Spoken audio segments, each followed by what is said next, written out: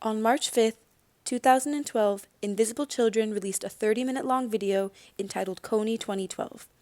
The video instantly blew up and reached insane numbers in the first week of being published.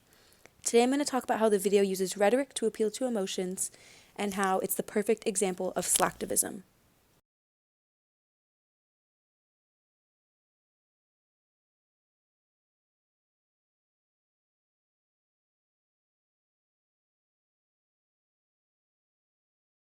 First, the video starts off with Jason Russell, one of the three founders, along with Bobby Bailey and Lauren Poole. They started the company in 2004, and this is what they wrote straight from their website. The United Nations called the LRA crisis in northern Uganda the most forgotten, neglected humanitarian emergency in the world.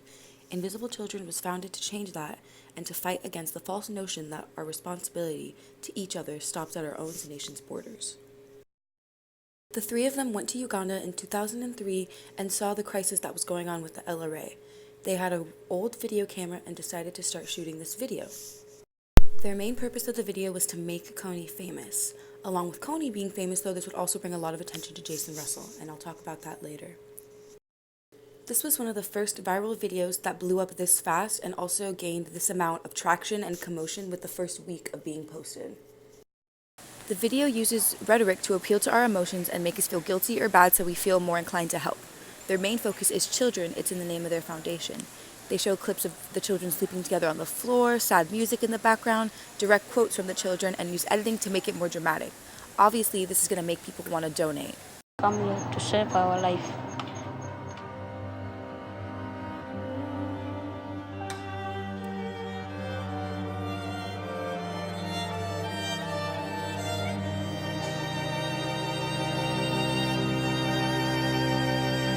Their plan to make Kony famous was going to happen on April 20th, called Cover the Night. Start making Kony famous today, but all of these efforts will culminate on one day, April 20th, when we cover the night. They were selling these small action kit boxes that included t-shirts, stickers, posters to spread all the awareness about Kony. Slacktivism is defined as the practice of supporting a political or social cause by means such as social media or online petitions, characterized as involving very little effort or commitment. This is exactly what they did with this video. They wanted everyone to spread awareness, but this actually isn't doing anything for those children in Uganda. To put it in perspective, 50,000 people registered for Cover the Night in Toronto and only 50 showed up, 18,000 registered in Sydney and only 12 showed up, 4,800 people signed up for Montreal and none of them showed up. The search for Joseph Kony ended on April 22, 2017, by the Ugandan government and the American government. During his prime in 2007, he had an army of 2,000 men, and by the time 2017, when they'd stopped searching for him, he only had an army of 100 men. So yes, Kony is still out there somewhere in Central Africa, but he hasn't been as powerful since 2007, so he's not a threat anymore.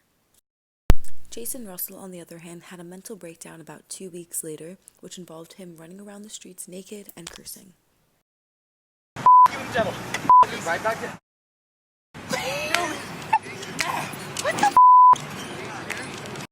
And the most recent thing he's done after that is write a book in 2017. So in conclusion, this video is the perfect example of slacktivism in my opinion, because it shows how a whole video and movement can be started and things can happen and the world can go crazy, but nothing will actually happen.